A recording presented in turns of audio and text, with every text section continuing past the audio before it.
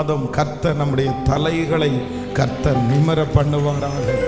இந்த மாதம் புது புது காரியங்கள் எல்லாம் நாம் பேசப்படும்படியாக கர்த்தர் புதிய புதிய துவக்கங்களை ஆண்டவர் நமக்கு தருவாராக. நமக்கு விரோதமாய் உருவாக்கப்படுகிற ஆயுதங்களை கர்த்தர் இந்த மாதம் கர்த்தர் முறித்து போடுவாராக. இந்த மாதம் கர்த்தர் அநேக இடங்களிலே நம்மை கனப்படுத்த கர்த்தர் கிருபையாய் இறங்குவாராக. கைகளை மேல உயர்த்தி இந்த மாதத்தை நீர் தந்ததற்காக நன்றி.